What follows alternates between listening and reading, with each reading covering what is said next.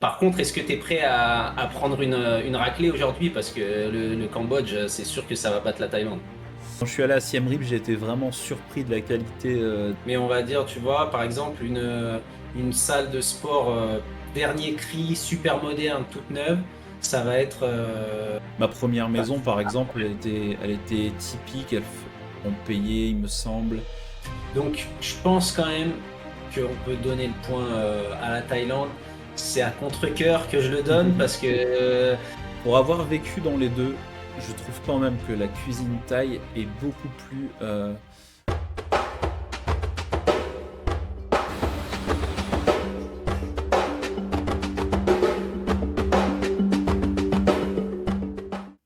eh ben, bonjour tout le monde, ici Aladdin pour Bonjour Cambodge. Alors j'espère que tout le monde va bien. Dans un premier temps, je voulais vraiment prendre le temps de tous vous remercier pour les commentaires, les vues, les likes, etc. Si vous aimez le contenu, n'hésitez surtout pas à vous abonner. Ça nous aide beaucoup pour le développement de la chaîne. Mais un grand merci à tout le monde d'ores et déjà. Et aujourd'hui, j'ai un invité un peu spécial puisqu'il s'agit de Yannick. Yannick qui est un de mes meilleurs amis et qui vit en Thaïlande. Et on va aujourd'hui donc essayer de faire un petit clash Thaïlande-Cambodge pour déterminer quelle est la meilleure destination pour s'expatrier. Comment ça va Yannick? Bah, ça va très bien, merci pour l'invitation. Et effectivement, belle chaîne, Bonjour Cambodge. Ça commence à prendre vie doucement, ça fait plaisir, mais je suis pas étonné puisque bah, je connais ton personnage, ton caractère et t'es quelqu'un qu'on a envie de connaître. Donc, bah, Très bien. pourvu que cette chaîne continue. Merci pour le cirage de pompe. Et tu y es pas pour rien non plus, puisque Yannick m'aide beaucoup pour le côté logistique, pour les montages, les miniatures et même pour les idées. Donc c'est un projet commun, donc ça me fait plaisir en même temps de vous le présenter ici. Donc par contre, est-ce que tu es prêt à prendre une raclée aujourd'hui? Parce que le Cambodge, c'est sûr que ça va battre la Thaïlande.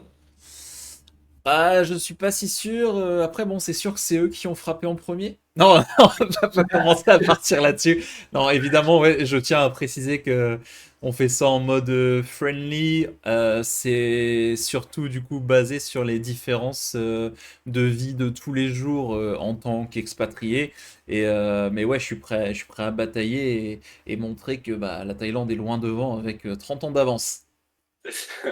Mais c'est vrai que ça peut être un petit peu limite parce que c'est vrai qu'il y a la guerre en ce moment entre la Thaïlande et le Cambodge à la frontière, même si en ce moment il n'y a pas trop de combats, mais la paix reste fragile. Évidemment, nous, comme Yannick l'a dit, mais je pense que c'est bien de le répéter, c'est vraiment en toute bienveillance et au deuxième degré, le combat en fait est déjà sur l'expatriation et puis c'est vraiment avec aucune visée belliqueuse. Et vraiment, nous, ce qu'on souhaite, c'est la paix et que ça s'arrête le plus vite possible. De toute façon, ce sont deux pays amis et qui fonctionnent ensemble depuis très longtemps. Donc voilà, je pense que c'était important quand même de faire la mise au point.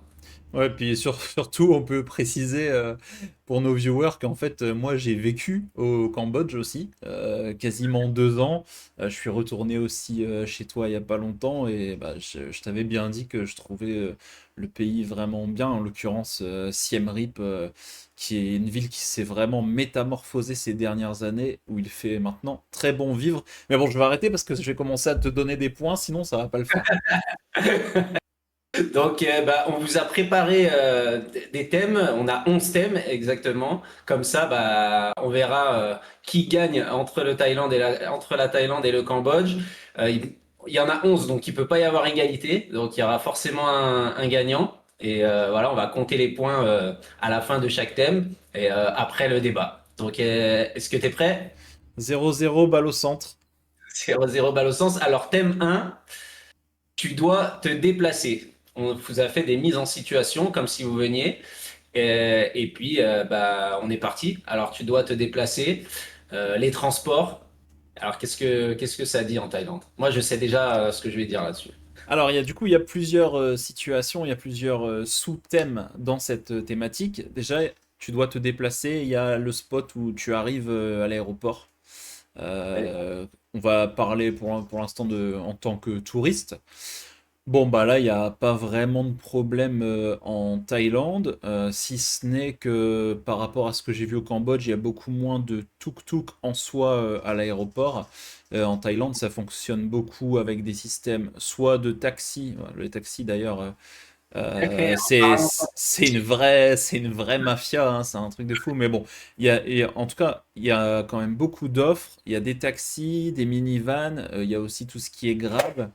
Et plus particulièrement, si vous arrivez à Bangkok, vous avez même le train en fait qui vous dépose directement en ville en 25 minutes, quoi. Vous sortez même pas de l'aéroport, vous suivez un système de couloir et vous arrivez à la gare. Donc voilà, ça c'était pour la partie arrivée en tant que touriste. D'ailleurs, si tu veux peut-être rebondir tout de suite pour cette sous-partie-là et ensuite on parle du reste.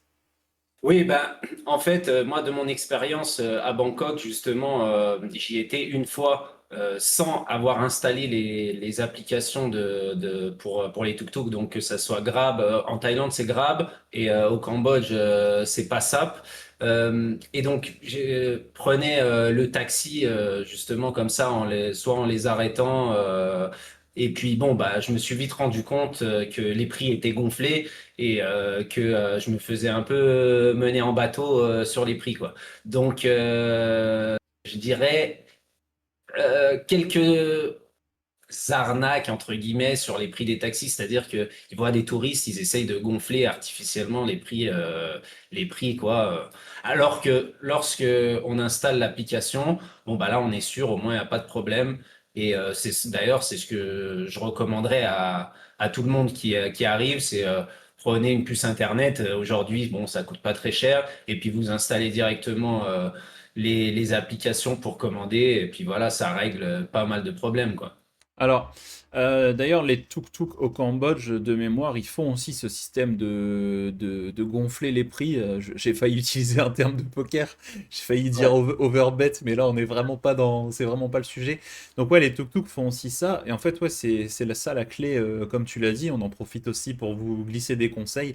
Aujourd'hui, en plus, c'est en train de se démocratiser le système de eSIM. Vous pouvez avoir des SIM directement téléchargés sur votre téléphone n'importe où dans le monde, etc. Il n'y a plus vraiment d'excuses pour ne plus avoir Internet à l'arrivée dans un pays. Et donc télécharger effectivement ces applications, donc PassApp et Grab fonctionnent aussi au Cambodge, il me semble, non? Oui, oui, bien sûr, oui, Grab Voilà. fonctionne également. Ouais, ouais. Grab, Ouais. PassApp et bon, c'est les plus sérieuses, les plus connues en tout cas dans ces pays. Mais c'est sûr que dès que vous êtes, on va dire manu militari, sans forcément de réseau, vous devenez potentiellement des cibles. Bah, du coup, pour des gens qui savent que vous arrivez, vous connaissez pas le taux de change, la monnaie, et au final, par exemple, 200 bahts, c'est environ 5 euros en Thaïlande. Et pour un trajet de 200 bahts, on va peut-être vous en demander 1000 et sur le coup, vous allez penser que c'est comme des billets de Monopoly et dire oui, bon, 1000, ok, ça a l'air d'aller. Et au final, vous aurez payé 5 fois plus cher. Alors, il n'y a jamais mort d'homme puisque quand on vient en vacances, comment dire, bon, tout est un peu tout beau et puis si on a payé un peu plus cher quelques services que ce soit, on n'en tient pas trop rigueur parce qu'on est plutôt ébloui par le reste. Mais c'est des choses en tant qu'expatrié auxquelles on est rodé, habitué, et on ne se fait plus avoir. Mhm. Ouais, voilà, en fait, ben ouais, l'application règle tous les problèmes des- de prix annoncés un petit peu trop haut. C'est vrai que sans commander par les applications, bah, il y aura un prix effectivement aussi un peu plus cher au Cambodge, je l'accorde. Euh, mais la différence que je verrais entre les deux, c'est que en Thaïlande, les tuk-tuk sont vraiment une espèce d'attraction touristique, on ne les prend pas vraiment, tandis que au Cambodge, c'est un moyen de déplacement tout à fait utilisé, que les locaux utilisent également. Euh, et donc je trouve ça quand même bien pratique. On voyage dehors, c'est rapide, ça se faufile un petit peu mieux dans la circulation. C'est un petit peu exotique, on n'a pas trop l'habitude en Europe. Et donc, pour cet aspect-là, je donnerais quand même l'avantage au Cambodge. Pour te concéder un point sur la Thaïlande, c'est vrai que les infrastructures et les moyens de déplacement comme le métro, le train, sont bien plus développés en Thaïlande qu'au Cambodge. Donc pour cela, je reconnais. Mais pour ce qui est de la disponibilité des tuk-tuk, si on veut, je donne quand même le point au Cambodge pour ce sujet. Ah ouais, ok. Moi, j'aurais un peu nuancé ton propos parce que ouais, c'est cool, on prend le tuk-tuk, c'est quelque chose de nouveau, etc. Mais t'as oublié de préciser que quand on débarque, on arrive, il fait 35 degrés. Un taxi avec une climatisation, ça fait plaisir aussi, hein. Ouais, c'est pas faux. Alors, avec Passap, tu peux commander une voiture au Cambodge également. Oui, ça, C'est, bah, c'est... Grab aussi, ouais.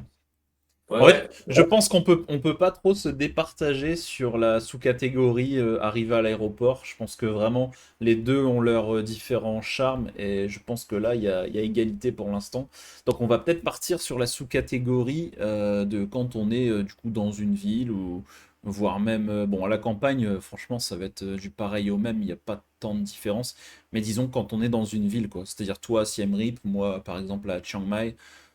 Ouais. euh, Là, Euh, quels sont les moyens de transport, un peu, comment ça fonctionne, quels sont les éventuels problèmes? alors, pour se déplacer dans les villes au Cambodge, bah, ça, on en revient encore au tuk-tuk. C'est pour quelqu'un qui vient en vacances ou même expatrié qui a pas encore de véhicule, bah, le tuk-tuk, ça reste le moyen privilégié et efficace. Après, il y a également la possibilité de louer un scooter ou une moto à des prix tout à fait raisonnables.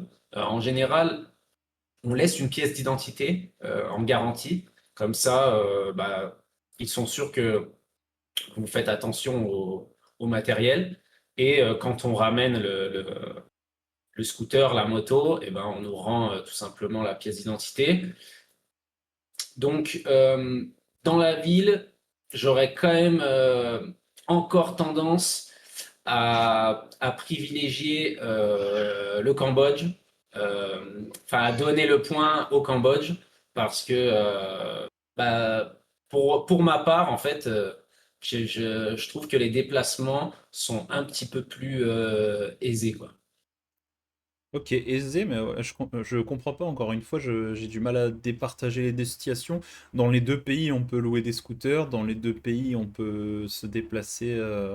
Bah, c'est vrai qu'il y a peut-être plus de petits passages. C'est vrai que les petits passages au Cambodge, c'est quand même bien pratique, mais on a aussi les Grab moto maintenant qui sont apparus et qui peut-être viennent gommer la différence. Disons que s'il n'y avait pas les motos-taxis, on aurait pu dire que le Cambodge avait le point, puisque bah, les petits passe-up électriques, là, ça prend vraiment pas de place, ça se faufile, etc.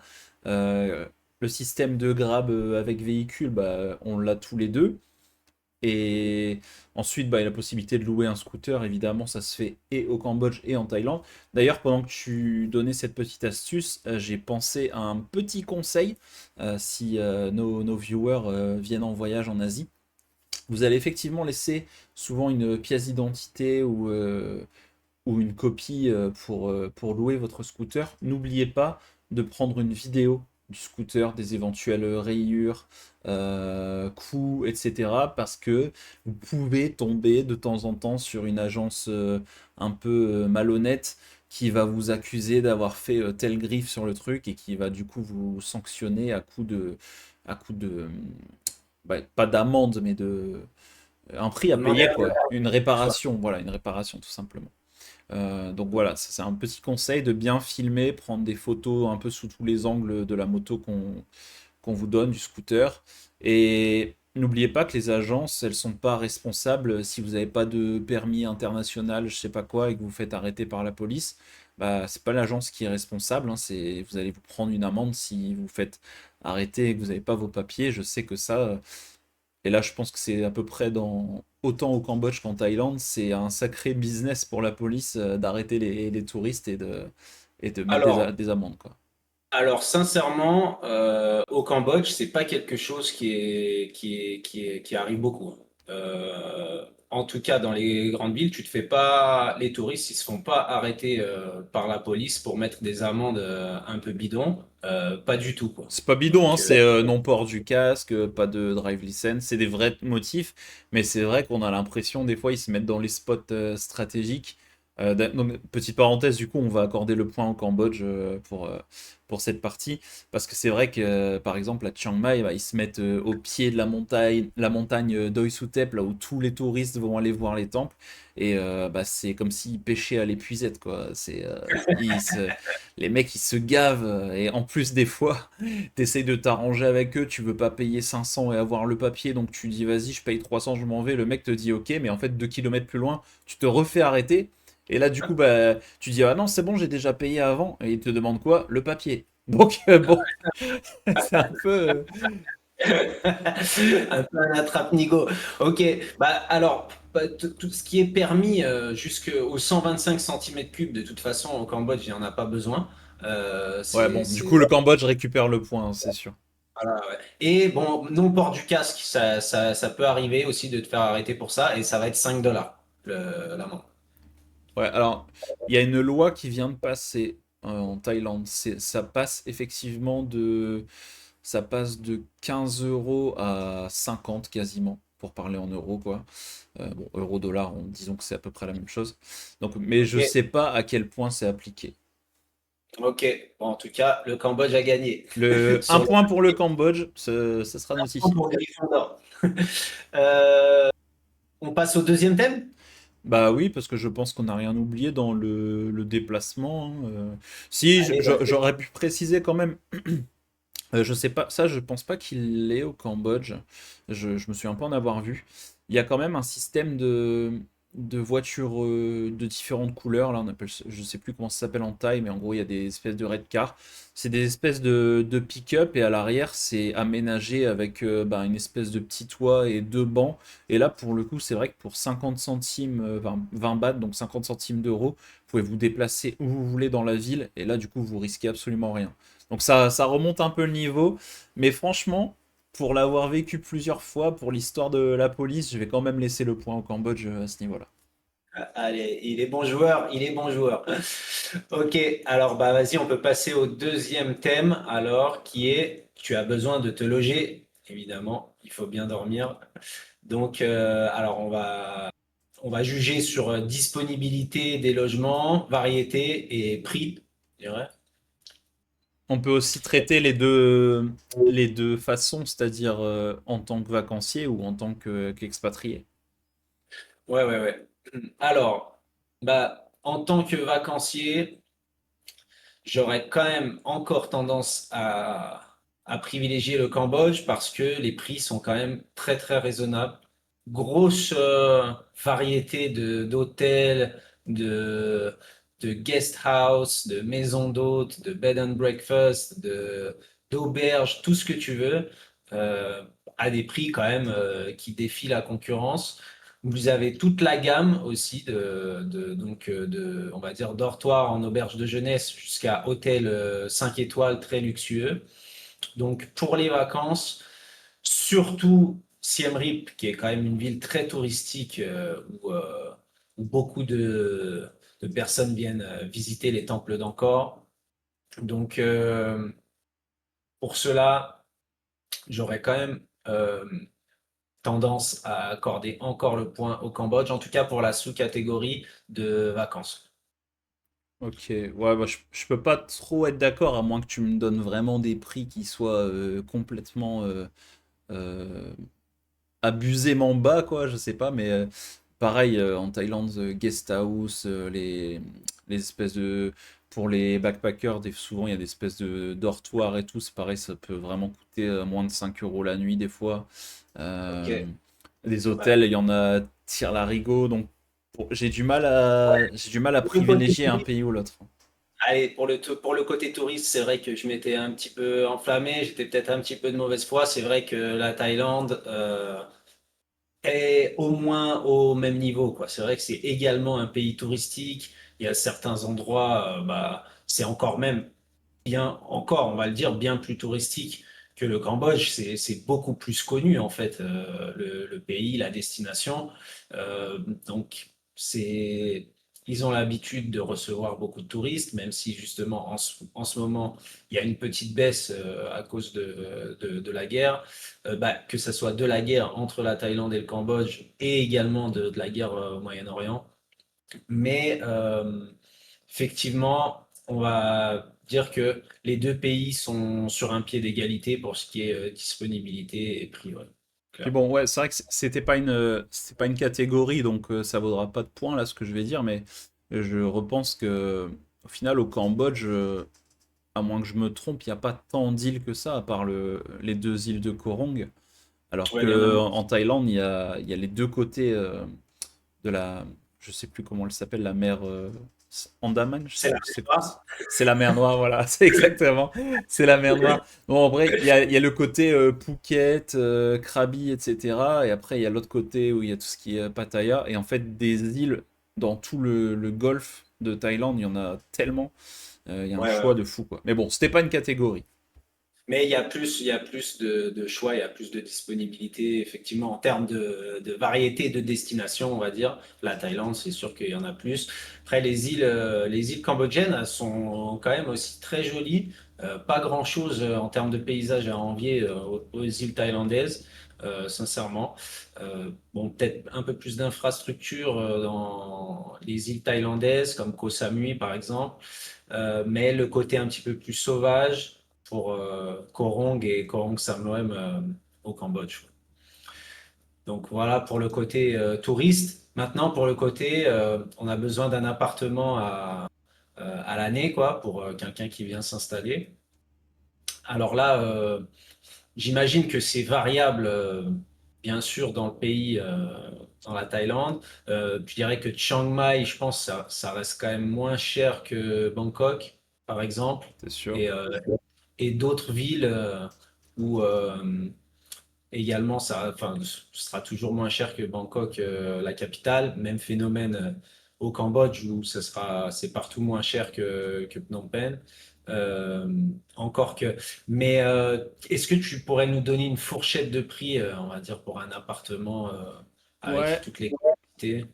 alors, il y aura pas que le. C'est pas sur le prix, je pense qu'on va se départager honnêtement là-dessus. Parce que je me rappelle que pour des 300 euros par mois, tu peux avoir Pour une personne seule, tu peux avoir un 35 mètres carrés dans un condo à Bangkok et ces résidences ultra sécurisées, piscine, espace de coworking, etc. Je me rappelle avoir vu de mes propres yeux des appartements comme ça.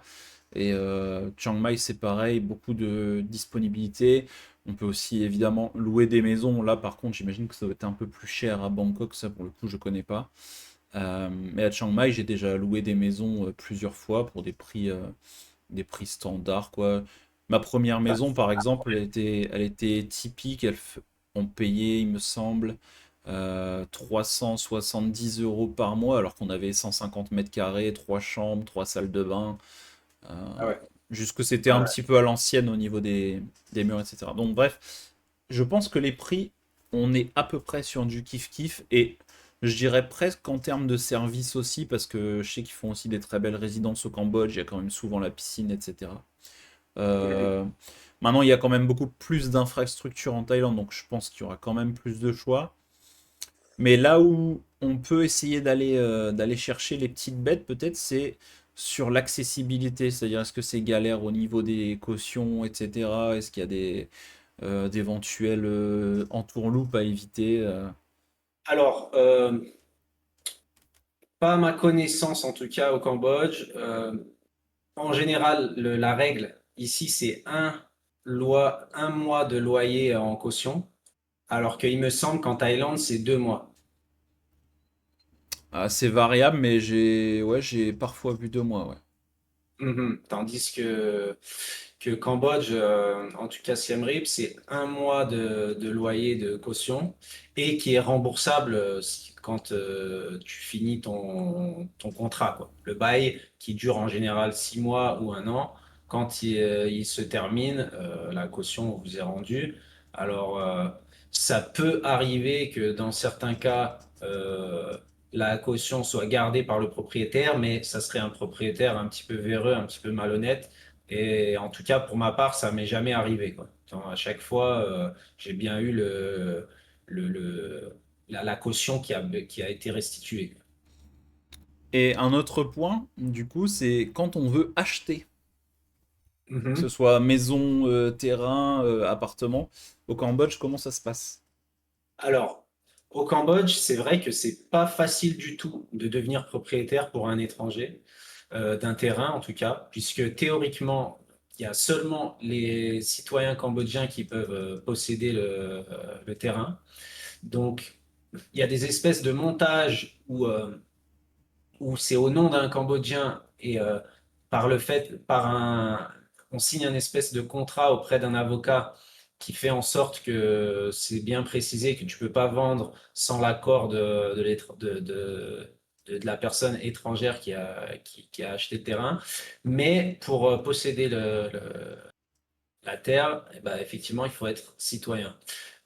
Pour ce qui est des appartements, tu peux être propriétaire s'ils sont à l'étage, il me semble. Et donc là, tu peux posséder des appartements à ton nom, même si tu es étranger. Bon, bah, ça ressemble encore une fois beaucoup à la Thaïlande. Effectivement, la terre thaï est pour les Thaïs. Et il y a des espèces de contrats de location. Je crois qu'on peut se retrouver à louer des terrains pour 90 ans, quoi. C'est genre 30 ans renouvelables deux fois. Donc normalement 90 ans, on en a assez pour une vie. Mais effectivement, ils tiennent à ce que leur terre reste taille. Et bah, tout ce qui est condo, appartement, là par contre, on peut en acheter et être propriétaire. C'est quand même dur de départager là, hein. Ouais, j'avoue que sur le logement, moi je sais pas, je mettrais peut-être le point à la Thaïlande pour d'un point de vue offre, par le Uhum. nombre, je veux dire. Ok. Mais l'avantage, il vient juste du fait que la Thaïlande est plus développée en termes d'infrastructure, quoi. C'est vrai que je dirais réglementation, prix, disponibilité, ça ressemble quand même beaucoup. Allez, je veux bien accorder le point à la Thaïlande Mais sur. c'est close. On va dire que c'est un partout, mais c'est close. Ouais, c'est vrai que c'est serré quoi, c'est serré. Bon, bah on passe au troisième thème. Allez, justement, j'avais un peu faim. Bah, troisième thème. Tu as faim. Alors, bah là, il y a peut-être matière à débat parce qu'il y a aussi question de goût.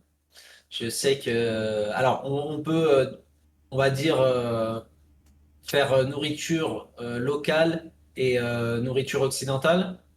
Allez, je vais même commencer si tu veux bien. Vas-y. Parce que j'ai mon idée en tête.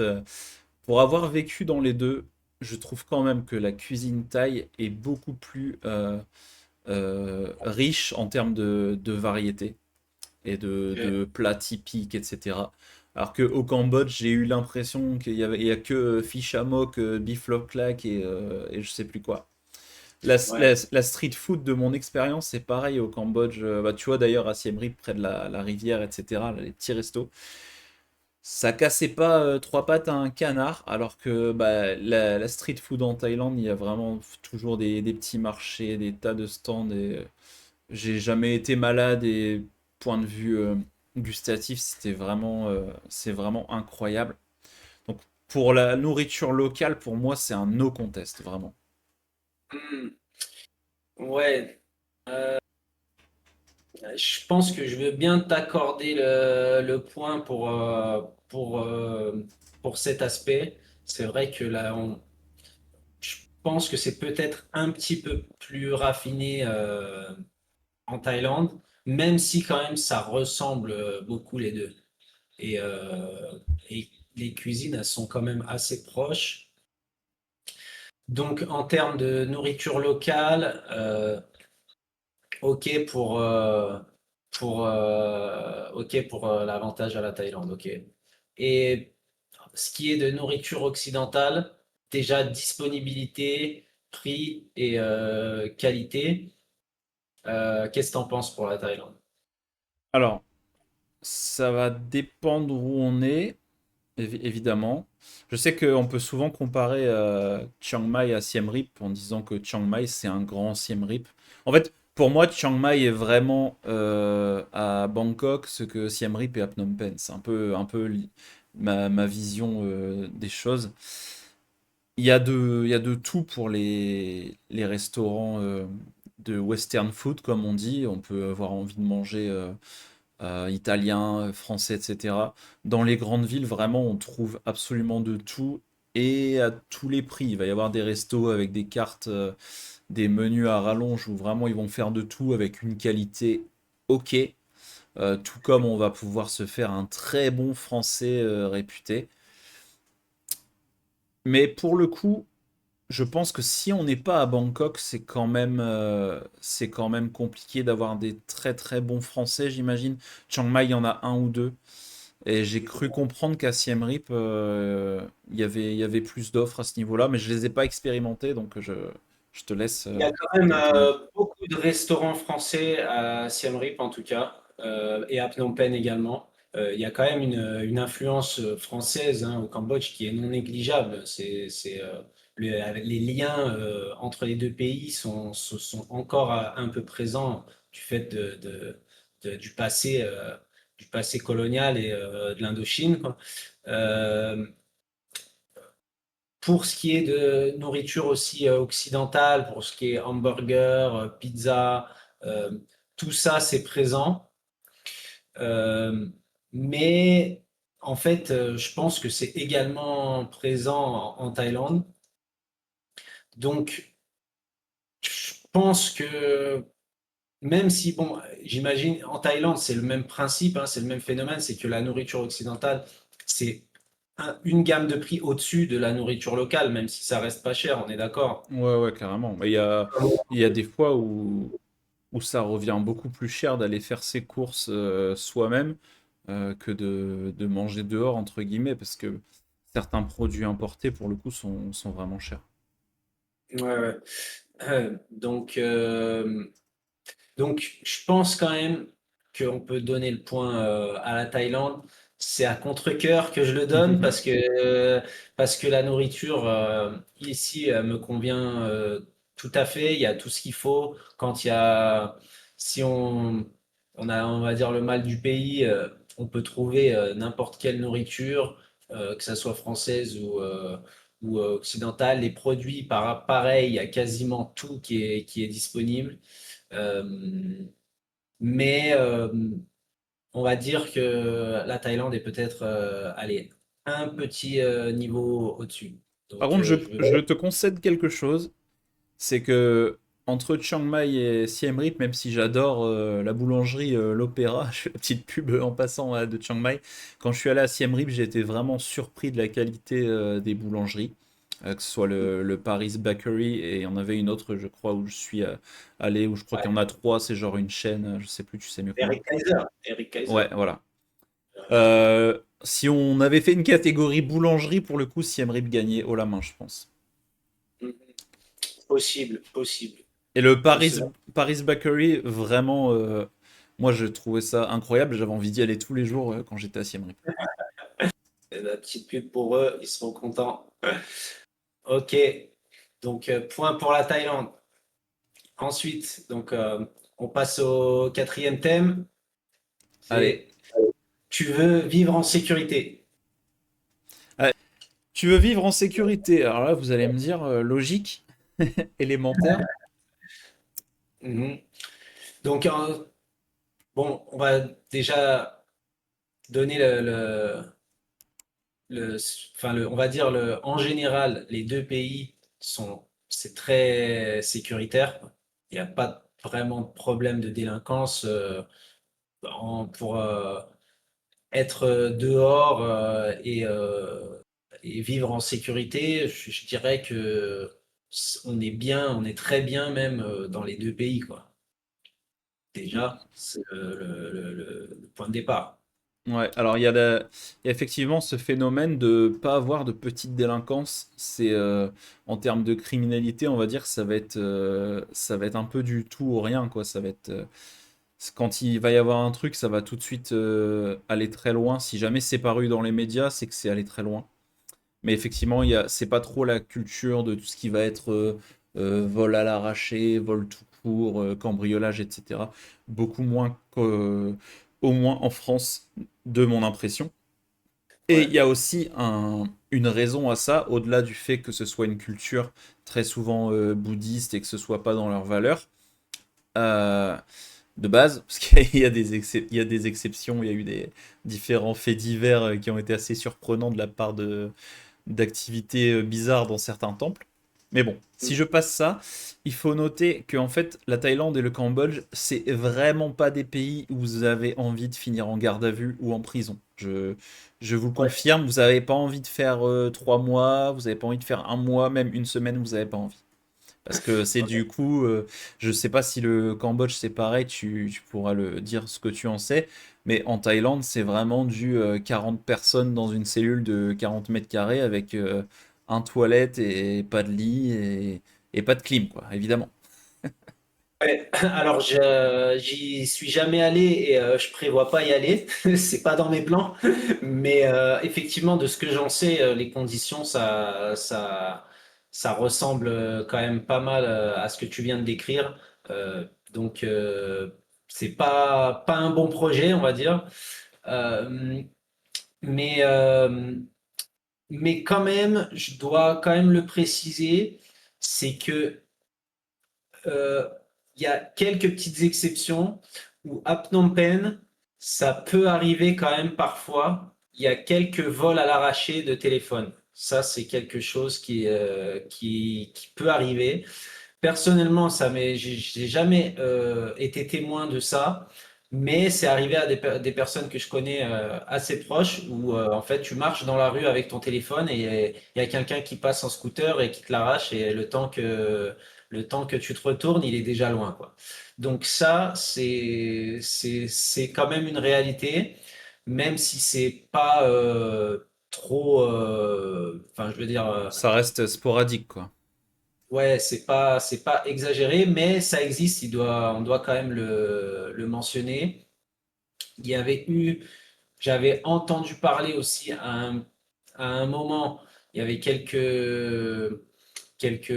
on va dire, cas où ils utilisaient la scopolamine. Tu connais, c'est la drogue en fait qui est utilisé un peu comme sérum de vérité. Donc, soit il vous l'administre en vous touchant ou en posant quelque chose sur la peau, truc comme ça. Et ensuite, bah, on devient un espèce de béni oui-oui, c'est-à-dire qu'on dit oui à tout et donc on peut vous faire donner votre code de carte bleue et aller au guichet pour retirer tout, pour vider les comptes, quoi. Donc ça a pu arriver. Encore une fois, c'est pareil, c'est pas très très courant, mais ça arrive. Euh, mais en règle générale, en tout cas, je dirais tous les endroits à part Phnom Penh au Cambodge, très sécuritaires, très peu de vols, très peu de cambriolages, pas d'agression comme ça pour rien, donc très sécuritaire. Il y a aussi un phénomène particulier qui s'appelle Sihanoukville, qui est une ville qui est quand même assez contrôlée par la mafia chinoise, où là, il peut y avoir quelquefois des règlements de compte dans la rue. C'est arrivé qu'ils se tirent dessus au pistolet. Ça, c'est entre eux, Euh, quoi. ouais, ouais, ouais. Mais ça, c'est déjà arrivé. Et, euh, et donc, mais c'est pareil, en tant qu'étranger, si on ne se mêle pas des histoires, normalement, il va rien arriver. Euh, mais c'est quand même un endroit où il faut être assez vigilant. C'est une ville où il y a beaucoup de casinos. Donc, une ville, bah, les endroits comme ça qui ressemblent un peu, on va dire, à Las Vegas, bon, bah, souvent c'est tenu par le crime organisé. Euh, Plus il y a aussi le phénomène des espèces de centres à arnaque en ligne qui sont quand même une réalité, même si là, dernièrement, il y a eu un énorme coup de filet où le gouvernement en a fermé quasi la totalité et où là, bon, bah, il pouvait y avoir des cas où les gens se font kidnapper pour travailler de force. Euh, mais en général, c'était pas les Occidentaux qui se font kidnapper, c'est plutôt Indiens. Bah, c'est arrivé aussi qu'il y a eu certains Thaïs, Indonésie, les pays aux alentours, quoi. Donc ça aussi, c'est une réalité qui existe, quoi. Ok. Il y a des choses qui ressemblent un petit peu en Thaïlande. C'est-à-dire qu'il y a des choses, par exemple, je sais que l'île de Koh Tao est réputée pour être tenue par quelques familles mafieuses et il y a eu pas mal d'histoires de disparitions ou de meurtres où ils ont fait accuser des Birmans à la place de personnes de ces familles, etc. Donc, mais ça reste des choses un peu exceptionnelles. Et pour tout ce qui est, tu parlais de l'utilisation de la fameuse drogue là, dont j'ai déjà oublié le nom. Ça, en fait, c'est des spots, c'est du bon sens. C'est-à-dire que quand vous venez dans un pays, même pour, et je vais même parler, même pour les spots de vol à l'arraché, etc. à Phnom Penh, j'imagine que ça peut exister aussi à Bangkok, même si j'en ai pas spécialement entendu parler. Mais l'idée générale, c'est ne faites pas de vous une proie facile. C'est-à-dire que quand vous êtes bourré, titubant, avec un portefeuille plein et un iPhone 15 Pro Max Ultra, je sais pas quoi, et ne vous étonnez pas non plus qu'il vous arrive des bricoles. Mais ça, en fait, c'est de l'instinct de survie, c'est du bon sens. Et j'ai presque envie de dire, sans vouloir faire mon react, que c'est une conséquence sociétale. Aujourd'hui, on a tellement l'illusion de vivre en sécurité que parfois on en oublie des réflexes basiques. Je vais vous donner une anecdote d'ailleurs qui pour le coup ne va pas jouer en ma faveur. Pour la première fois en Thaïlande, j'ai eu des problèmes avec un logement où quelqu'un est rentré chez moi et m'a volé du cash. Première fois de ma vie que j'ai vécu ça en Thaïlande. Et pourquoi? C'est parce que ça fait des années que je suis en Thaïlande, des années que je suis en mode, bon bah de toute façon j'ai déjà oublié mes clés sur le scooter, le portefeuille à l'intérieur, jamais rien n'a disparu. Souvent on vous dit ça parce que c'est très vrai 99% du temps.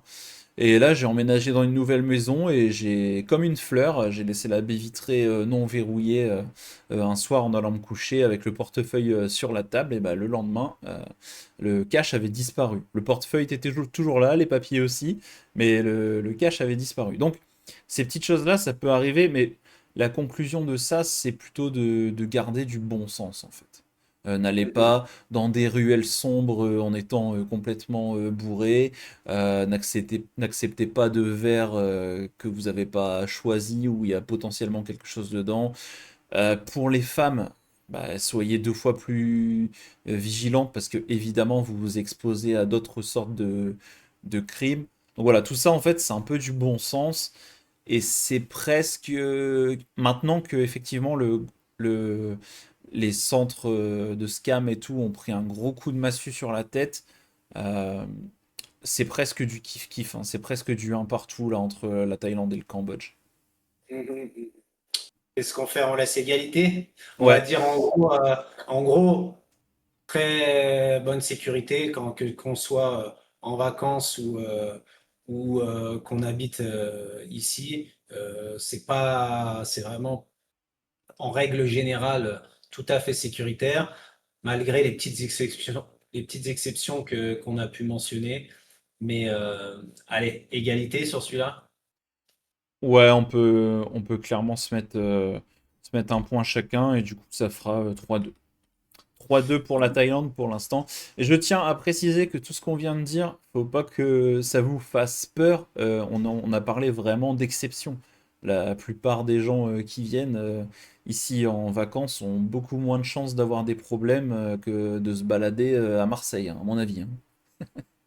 Je pense aussi, ouais, je pense aussi en tout cas comparé à la France, euh, on est quand même, on est quand même tranquille en ce qui concerne la criminalité, quoi, en règle générale.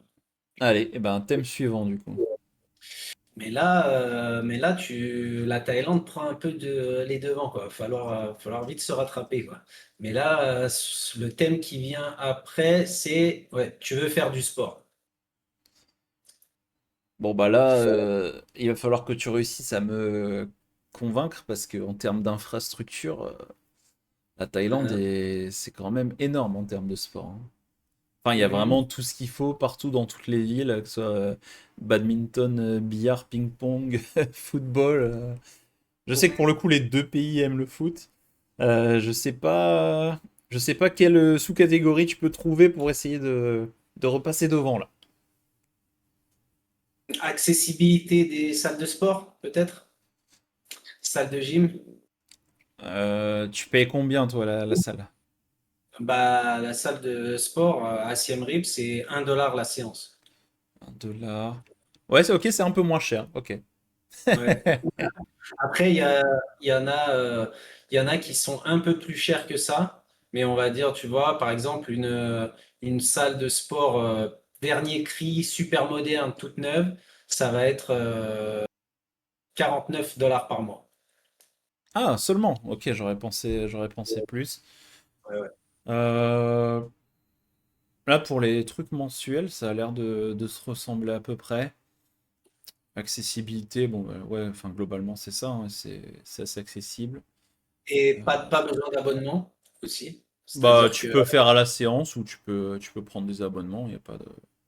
ouais, ouais, mais je veux dire, vous savez qu'en France, en général, quand tu t'inscris à la salle de sport, il faut absolument prendre un abonnement sur 1 an. Ah, ouais, non, pas là. Ouais, ou au moins sur plusieurs mois, tandis que là, tu peux y aller vraiment à la séance et voilà quoi.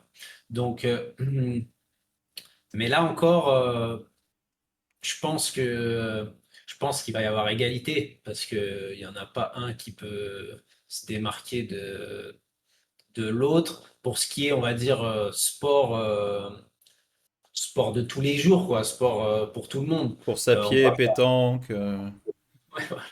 On parle pas de sport de haut niveau. Après, les deux pays sont quand même pas non plus très performants, on va dire, à l'échelle internationale dans les sports les plus populaires, quoi. C'est pas des grands pays qui envoient, par exemple, beaucoup d'athlètes aux Jeux Olympiques. C'est vrai. Donc, c'est l'un comme l'autre.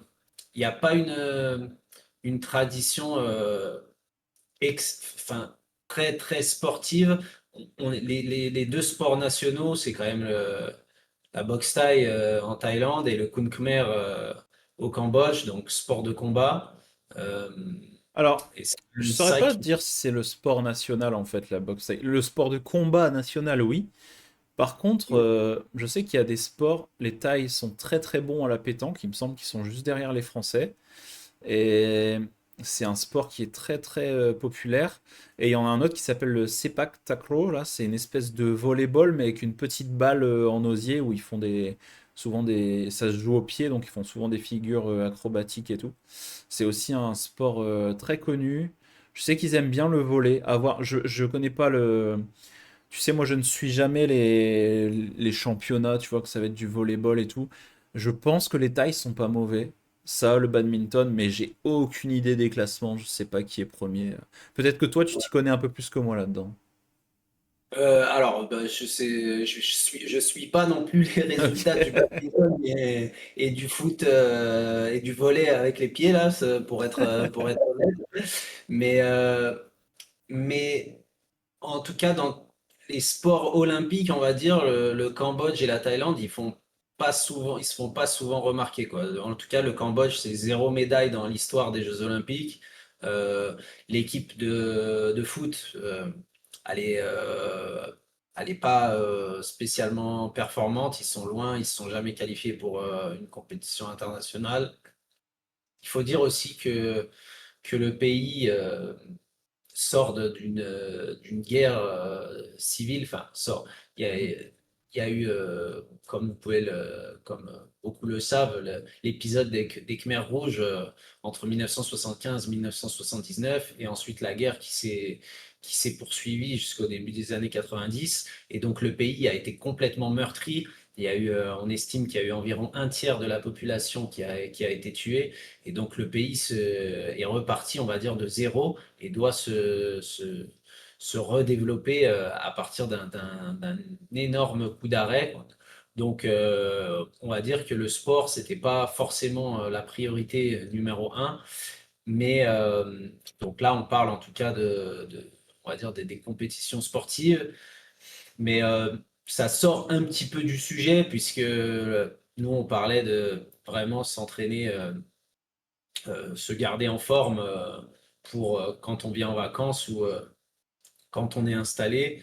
Donc, mais je pense que au vu de la disponibilité des, euh, des deux, de toutes les infrastructures dans les deux pays, euh, je pense quand même qu'on va partir sur ça va être le match nul, quoi. Ouais, j'ai aimé. Du coup, ça fait 4-3 au total. Et on peut passer au thème suivant. Et le prochain thème, c'est tu veux faire la fête. Et là, on vous le réserve pour la deuxième partie de la vidéo qui arrive très prochainement. Donc, abonnez-vous, mettez des likes pour être sûr et activez la cloche pour être sûr de ne pas la rater. Allez, merci d'avoir suivi et à très bientôt. C'était Aladin et Yannick pour Bonjour Cambodge.